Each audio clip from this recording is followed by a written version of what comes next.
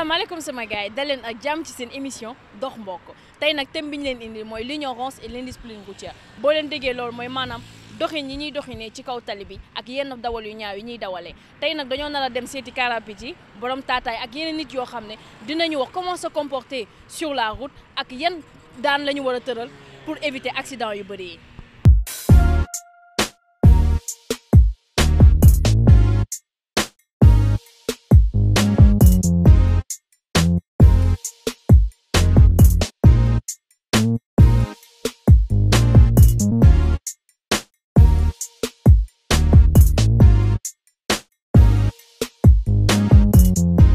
mi na nga de. maa ngi fi rek.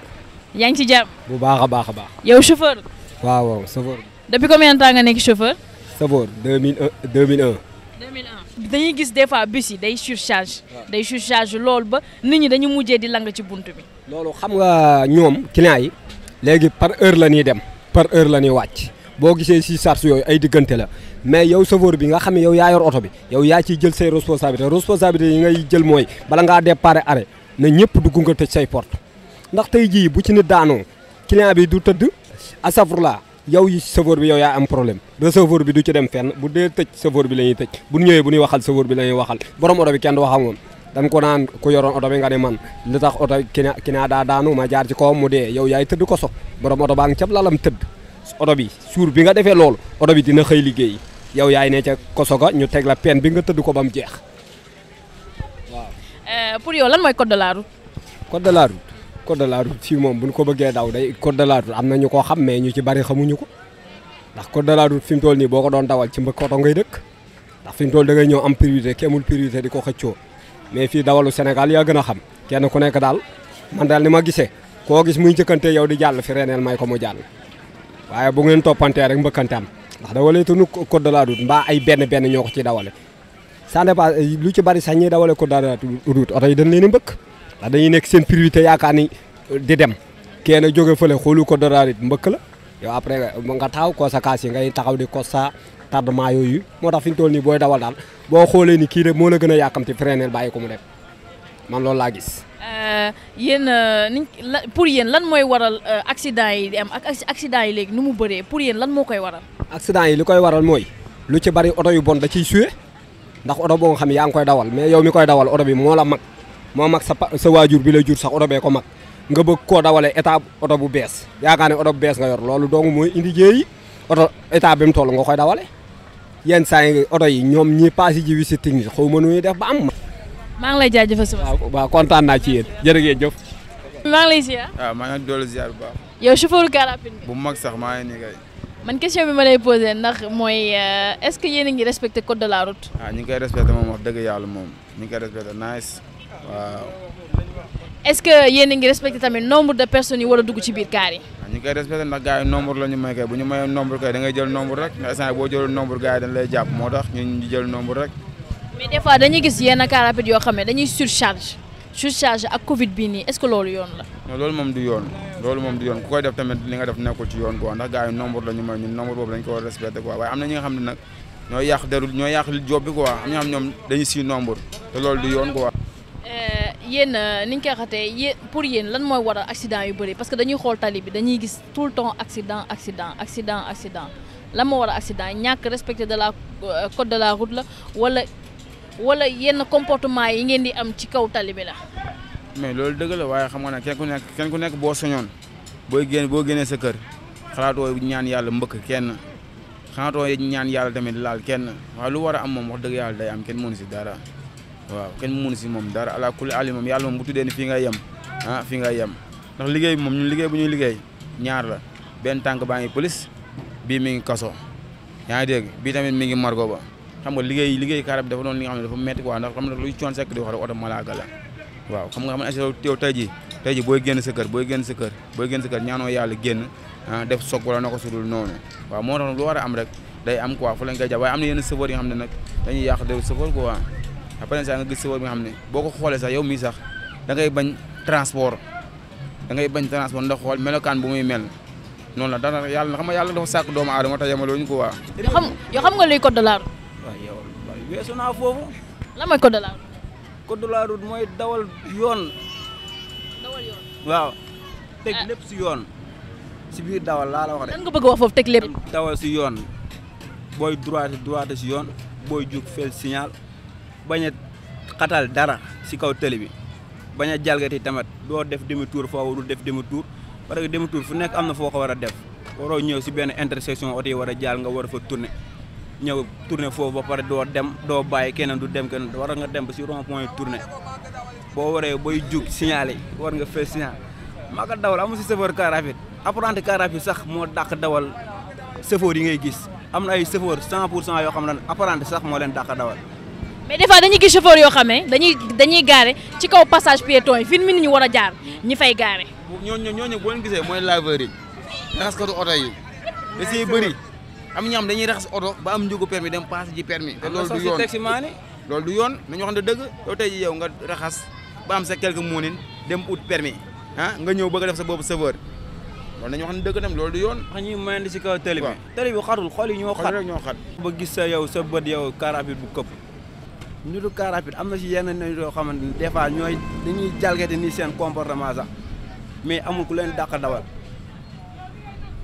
man màggal Touba damay dem ba tourner laa la wax du ma gis sax car rapide bu saaraan te dinaa gis oto bu këpp oto bu ne amul lu ko gën a nooy dañ koy jël mais amuñu lu ko gën a nooy fi ñuy yóbbu noonu si taraay nooy na sax xaw na tene mais amul xaalis. mais est-ce que jàppoo li ñu ko tamit car rapide yi dañuy xatal dëkk bi. comme nan xam lan moo xatal dëkk bi non du sax loolu xam lan moo xatal dëkk bi Macky Sall xam lan la waroon def auto transport yi bu muy dugal fii biis yi muy dugal fii la ko waroon xam dafiy waroon indi oto yi yem mais ngan di biis yoo xam ne bu ñaar taxawee fii sax télé bi far yow imagine nga rangale fii ñaari biis bu benn biis taxawee fii benn biis taxawaat fii yëpp day fees te fii ñetti car rapide war na fi mën a taxaw wala ñeent place su ñaari biis mën nga fa taxawal ñeenti car rapide loolu tamit li xatal télé bi la ci ay dem dikki yëpp télé yi sax dem dikki yi sax buñ koy keree télé yi Sénégal yi taxul woon ñu kere yooyu yeneen réew la woon mais indi ay ngan di dem dikki yoo xamante ne buñ ñu tourné fii sax problème la nga ñëw rangale leen fii. est-ce que des fois tamit li yéen car rapide yéen certaines car rapide yoo xam ne yéen dawalkat yi dañuy am ay comportement yu bizarre dañuy am comportement yoo xam ne day ñàkk teggeen ba peut-être mën na am ni que gouvernement bi duñu leen jàppee au sérieux duñu leen jàppee comme ni mu leen war a jàppee wala defal leen li ñu leen war a def li ngeen bëgg. mais loolu dëgg la foo dem fu ne am na koy yàq am na société boo dem da nga xool société boo mënti dem am na ñoo xam dañuy defar am na ñoo xam dañuy yàq loolu fépp la moom fépp foo dem fu ne am na fu yàq fu ñuy yàq loolu la. soo ne si xool fii kenn bonul yàlla xam na koo defar rek mu baax xamul tax loolu billaay walaay xoolal niti oto moo nekk nit koo xamante ne dañ koy sax dëkkal fu mu dëkkul surtout oto transport yi. yow des fois sax da ngay nit sax oto sax da lay jaay perek si kaw télé bi sax tooñ la mbëkk la sax ngeen dem si yoon sax xamul lu muy bu ñu waxee boo nee chauffeur car rapide laa rek da ngay ñàkk.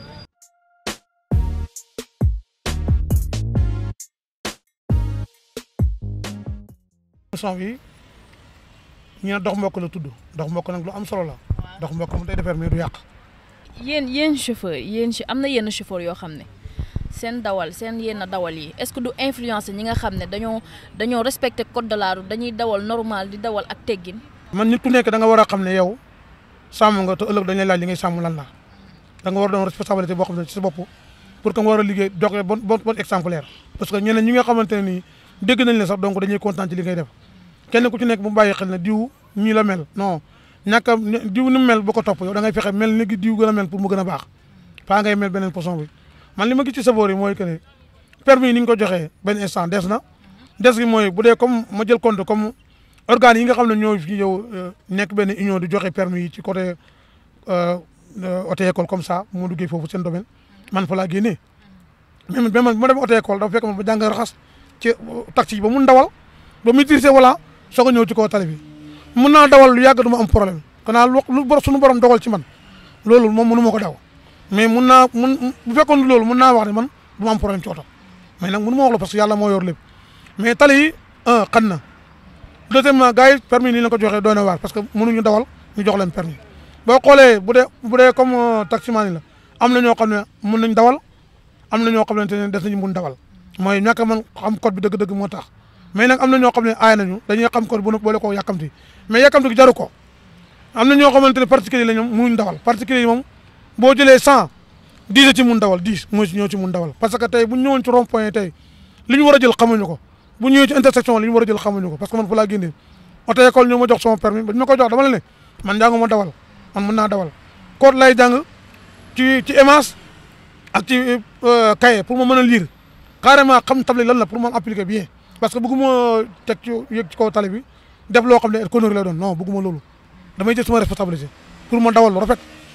loolu nag ñu koy def ci dëkk bi bëri nañu. est-ce que ci kaw dawal boobu noonu ndax ñi ngi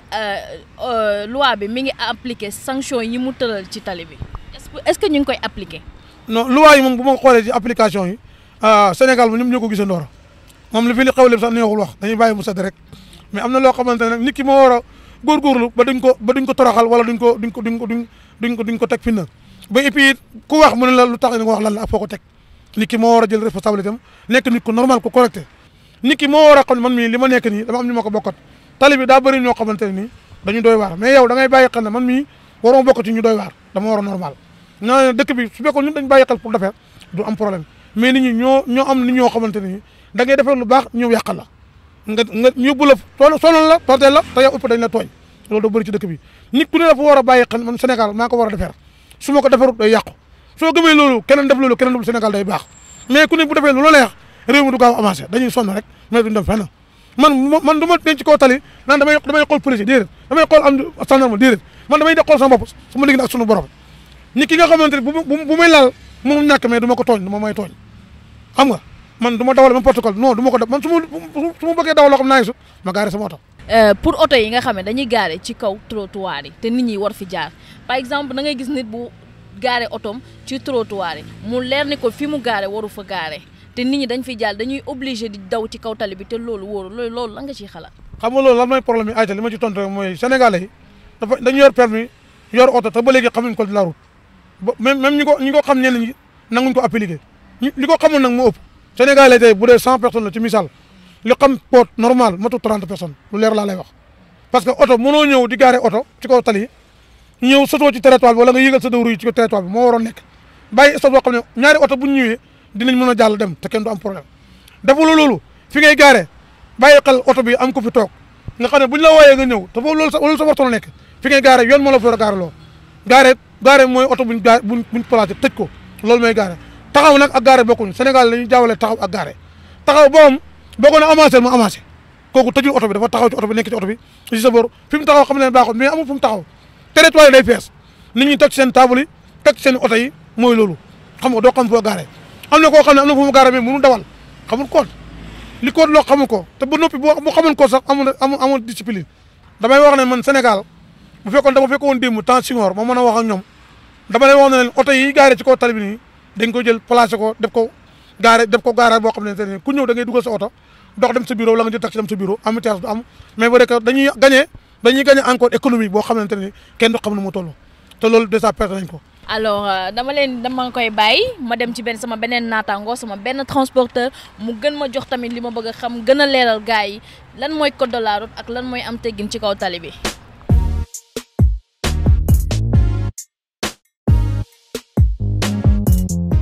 Bonsoir. Ça va? Ça va bien. lan nga xalaat ci surcharge yi nekk ci bus yi. waaw loolu moom jaaru yoon pour sécurité wu réew mi sax baaxul ndax car yi norme bi minimum je crois que 17 places 18 places la. da ngay car boo xam ne day jël 35 wala 30 personnes et surtout c'est pas normal et wóorul aussi sécurité nit ñi ndax bakkan moom loo ko jundee jar na ko moom waaw. Je pense d'abord que c'est un manque de conscience de la population. La population n'est pas consciente déjà de la situation dans laquelle elle se trouve, la situation sanitaire déjà, à cause du corona. Donc déjà, c'est un manque de responsabilité, un manque d'abord et de confiance aussi, de conscience par rapport à la situation sanitaire. Je pense que les personnes qui sont assez conscientes de la situation sanitaire ne vont pas s'aventurer à se coller dans des voitures, dans des transports en commun comme des sardines. On dirait qu'ils sont en promiscuité. Et aussi, je pense que c'est aussi un manque de gérance de l'État. C'est bien beau de parler de bus de l'émergence, de trains de l'émergence et tout ça, mais je pense que d'abord le premier problème, c'est de gérer les transports en commun. Tu vas jamais rentrer dans un car rapide, tu vas voir un apprenti avec un masque. La plupart du temps, tu rentres dans un bus, on va dire sur 50 bus, tu vas rentrer dans les 20. Il n'y aura que là que le coxeur, comme on l'appelle, aura un masque. Je pense d'abord que c'est un manque de gérance de l'État. Il faut d'abord sensibiliser les populations et une fois que cela sera fait, je pense qu'on pourra au moins parler un peu de l'émergence. L'émergence commence d'abord par le changement de mentalité, je pense. genre métti na daal et que genre on doit arrêter man surcharge moo tax bëgguma di yegg si bus man daf may jaral sax su ma yorulee xaalis taxi damay préférer toog parce que soo xalaatee avec la chaleur ak surcharge bi dafay metti te am na ñoo xam te ne ils ont des problèmes de santé mënuñu taxaw lu yàgg am ñoo xam mën nañu étouffer comme ñu am ay asthme yooyu noonu donc on doit revoir ça ñu éviter surcharge. Et aussi qu'est-ce que vous pensez des gens ñi nga xam ne dañuy bàyyi passerelle bi di jéggi ci tali bi danger bi ci nekk. Déjà c'est assez dangereux. Déjà c'est un danger pour eux-mêmes.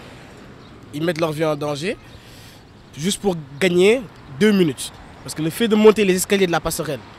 de traverser et redescendre, ça te prend 2 minutes au max. Donc déjà là, tu mets ta vie, tu tailles ce bop, c'est 2 minutes parce que tu es pressé, tu veux traverser la route. La plupart des routes, ici, le passage piéton c'est effacé. Tu ne sais pas où est le passage piéton. Tu traverses juste pour gagner du temps. En essayant de gagner du temps, tu risques de perdre toute ta vie, vous voyez. Donc je pense que ça d'abord, c'est un manque de... Je ne sais pas comment je vais vous le dire, mais je pense que c'est un manque d'amour propre. D'amener les gens beaucoup de bop, de tailler sen life, tu vois. Et je pense qu'une fois qu'ils auront changé leur manière de voir, leur mentalité, ils vont comprendre que c'est dangereux pour eux de traverser et de couper la route, comme on dit, de passer n'importe où, n'importe quand.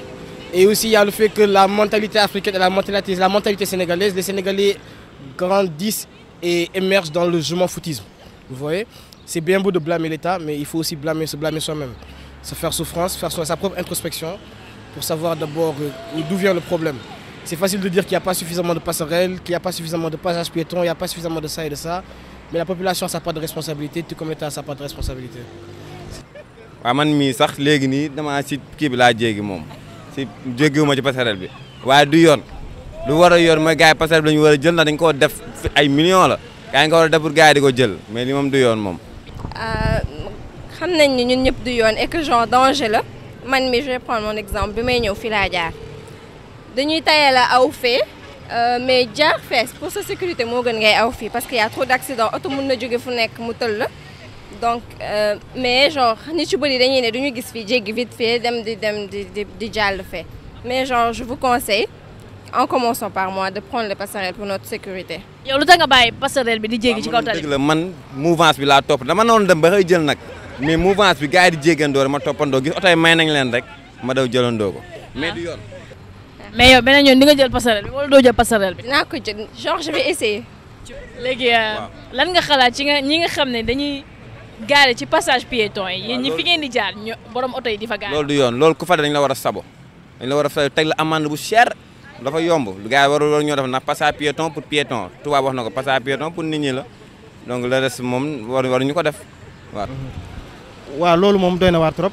donc aussi ñu ngi koy ñaawlu donc du lu rafet parce que boo xoolee danger yëpp ci yooyu lay jógee mais boo xoolee est-ce que réew mi aussi moo toll foofu parce que boo xoolee passerelle la ngi nii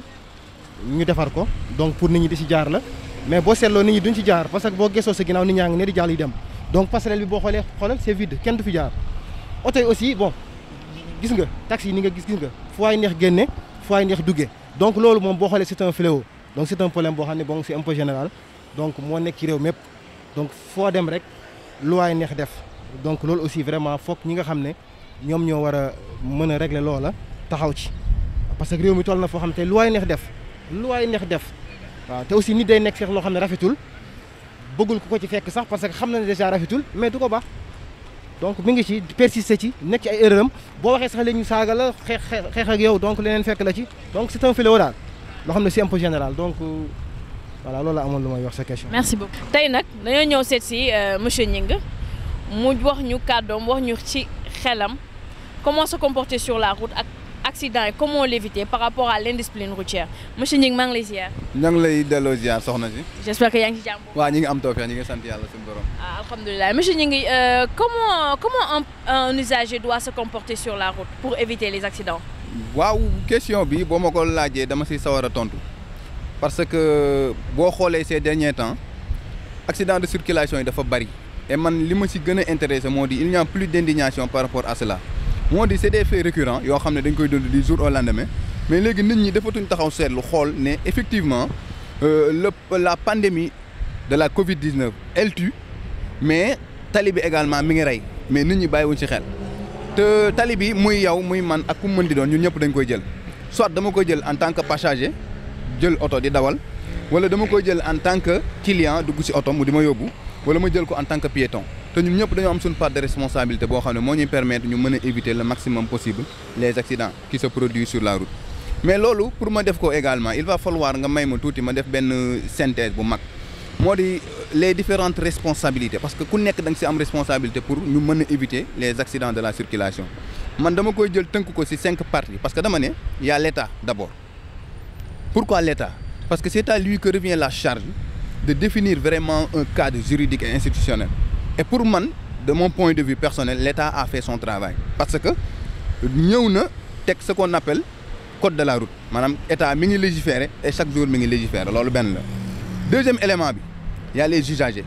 Maintenant, une personne majeure qui doit vraiment prendre la mais la première chose à faire, c'est d'aller se faire former. Manam ñu former la nga xam effectivement lan moo nekk ci tali les tenants et les aboutissants pour nga doog a mën a jël sa oto ne da ngay dawal loolu moom mooy les usagers. Troisièmement on a également les formateurs yi ñoom la état jox possibilité bi ñu mën a jël ay nit former leen wax leen lan mooy code de la route wax leen lan moo nekk ci danger ci tali bi pour ñooñu également mën a jóg mën a jël ay nit teg leen ci tali bi jàng leen bañ mën a mokkal mais formation boobu également dañ see war a déggee benn formation bu adéquate ak li nga xam ne moom la code de la route sénégalais teg ak li nga xam ne également moom mooy charte yi nga xam ne waroo ko def boo ko defee yoon daanu sa kaw ñooñu mooy ce sont les formateurs. Quatrièmement également les forces de l'ordre ñooñu dama ne seen liggéey moom moo gën a metti parce que ils sont chargés de faire respecter la réglementation boo jëlee code de la route bien beau nga jël ko teg ko mais bu ko nit ñi appliqué wu dans ce cas dootul amati njariñ léegi nag force de l'ordre yi ñoom dañoo ñëw pour loolu nit ñi di kii mais en plus pour terminer avec la 5e partie la 5e étape maanaam 5e kii bi mooy les médias man dama gëm ne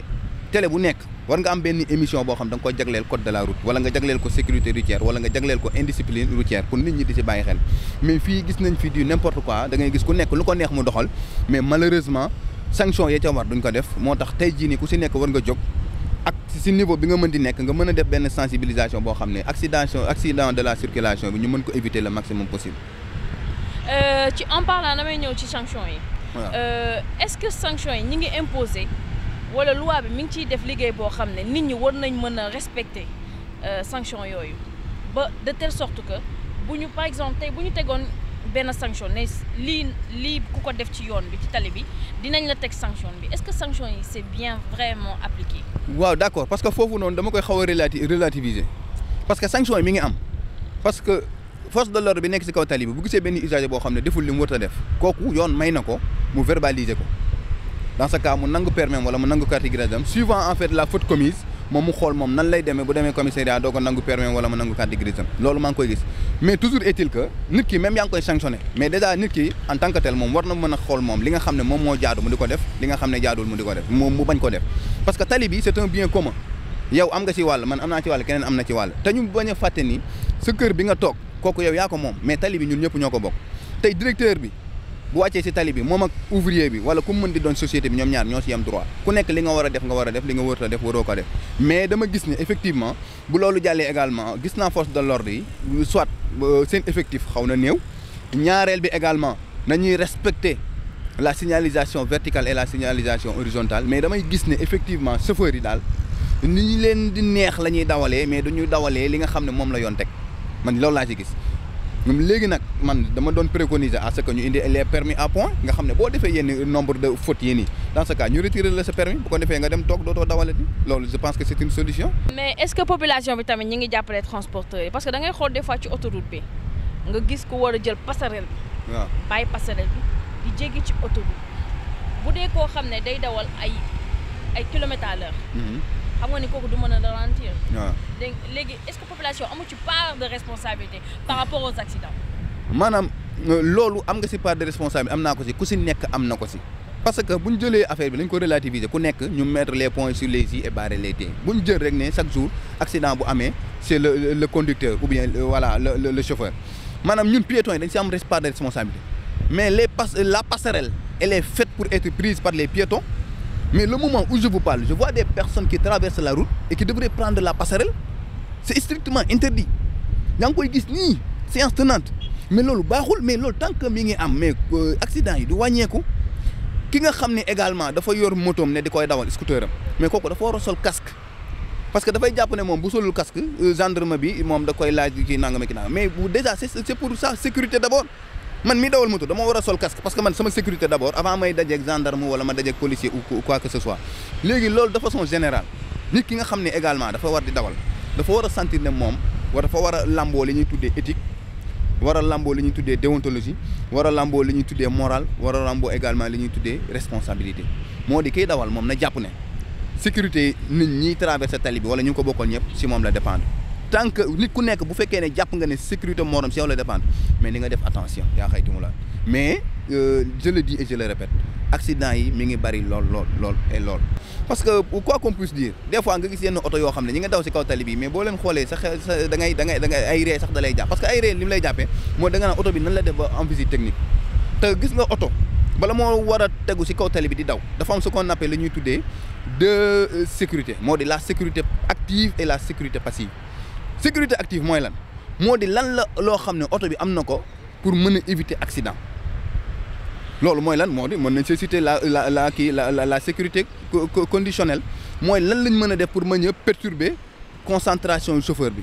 am na également ce qu'on appelle la sécurité de conduite moo di lan la oto bi am loo xam ne supposons ça peut être la jonction entre la direction les amortisseurs et pour loo xam ne oto bi waru ko wërta buñ ko songee dëgg-dëgg oto bi war naa mën a dem sans mu am problème et quoi encore moo di lu ñuy tuddee sécurité passive mooy lan moo di loo xam ne mi ngi si oto bi mais bu accident amee au moins mu réduire la gravité comme ceinture de sécurité comme airbag mais fii nii da ngay gis koo xam ne day dawal nu mu ko neexee te du sakk ceinture de sécurité effectivement mën na supporter une force dont l'intensité est égale à 3 tonnes 500 alors que bu fekkee ne tey jii yow yaa ngi dawal takoo si ceinture de sécurité bu pépin amee nga bëgg les bras sur lesquels nous comptons pour pouvoir nous soulever loolu noonu daanaka mënut a tenir plus juste ay dizaines de kilomètres alors que ceinture de sécurité mën na jël jusqu'à 3 tonnes 500 là c'est la démonstration scientifique qui le dit donc pour de façon résumée en grosso modo pour ñu éviter les accidents de circulation il va falloir que tout le monde en faire vraiment une activité personnelle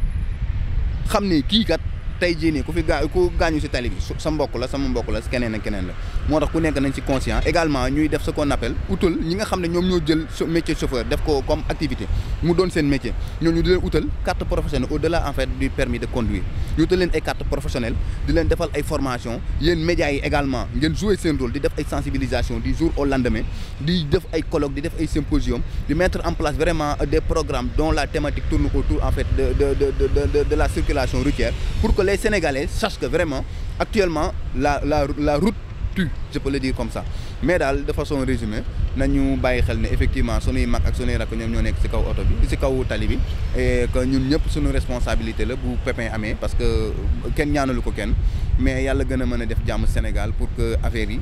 taux bi xaw a wàññeeku parce que nombre d'accidents yi actuellement bari na trop Sénégal voilà. monsieur Gningue sa kàddu yi am na solo lool maa ngi lay jaajëfal ci temps bi di la remercier vraiment. ñoo ko bokk parce que ñun Sénégal moo ñu ñor. alors yéen a ko gisandoo ci seen thème l'ignorance et l'indiscipline routière ñu bàyyi xel tuuti nañu muñalante ci tali bi àdduna amul solo nit ñu bëri ñi ngi dee ci accident yoo xam ne c'est vraiment banal nañu muñalante te respecter code de la route respecter yoon yi di dawal nànk dal nànk maa ngi leen jox dig daje ci beneen émission ak beneen thème dox mbokk avec Aïcha Carter fii ci LTC la télé citoyenne.